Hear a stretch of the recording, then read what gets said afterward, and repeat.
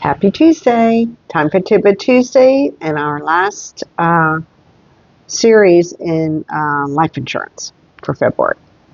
Okay. Talked about why do you need life insurance. I talked about the different types of life insurance. I talked about having coverage through your employer. Now we're going to talk about why we're not going to stop at life insurance. So backtrack just a little bit. As I mentioned previously, life insurance will pay out the amount in the policy to your beneficiary, which is the person you designate to receive those funds. What a lot of people do not know is that a minor cannot receive the funds. So, if you have children and you want them to have the funds if something happens to you, it would be withheld until they're 18 years old. Well, maybe that's not what you want. Maybe you want that money to be used to help take care of your children. So maybe naming a spouse would make sense, but one of the first things you need to have is a will. So a will can lay out your final wishes, what to do with the life insurance money. Hey, I want it to use for final expenses. I want it to be this. You can lay out things in there. The life insurance company is going to pay the money to the beneficiary regardless, but the will can offer some guidance to the person receiving the money. Next, it would be a lot of people mistakenly believe they need to have a lot of money to have a trust. What a trust does is a trust kind of facilitates your will. It can help facilitate your will. It can also help provide guidance.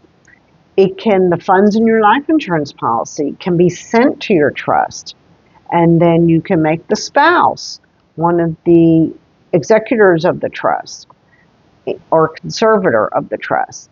And this way, they can use that money for kids when they're minors. Or you can even set it up as even if you want your adult children to get it, it can be a safeguard. And I know plenty of people this has happened to. They received big life insurance payment and they blew it.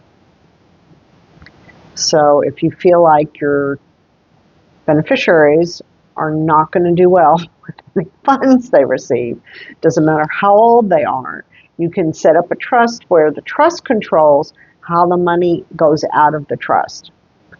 You can be very specific. If only you can take money out of there for educational purposes, or so someone can't take a cruise with the money if that's not what you want to happen.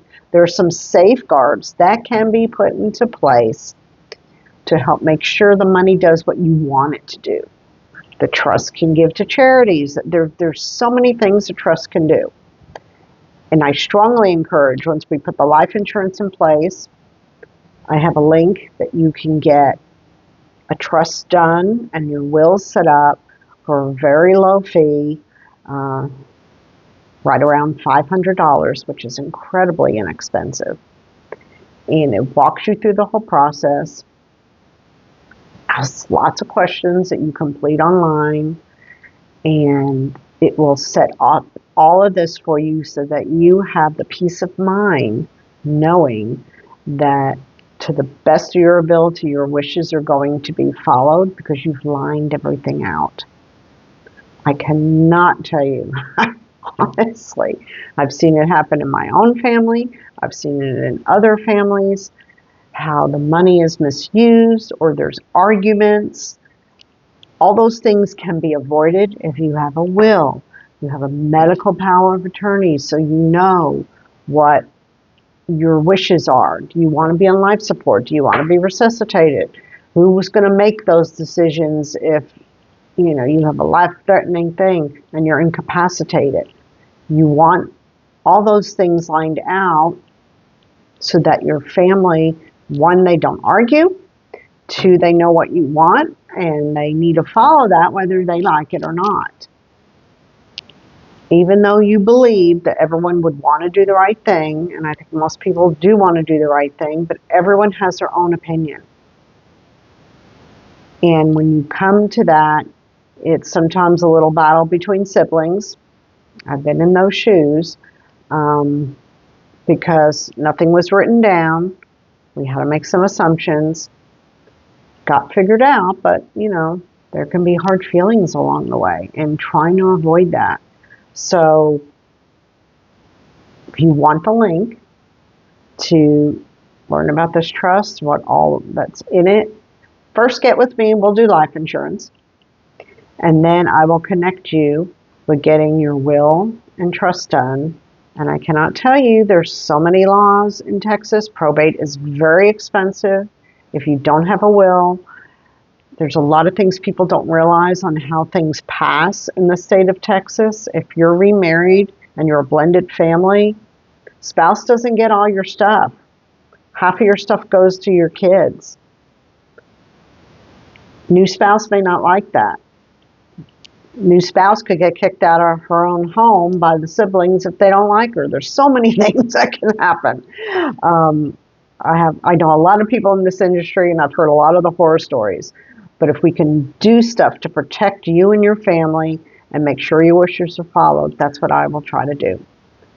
So, as always, you can hop on my calendar. Let's schedule a time to discuss some kind of life insurance for you, and then we'll go to the next steps and see if we need to have wills or trust put in place. So until next week, peace out.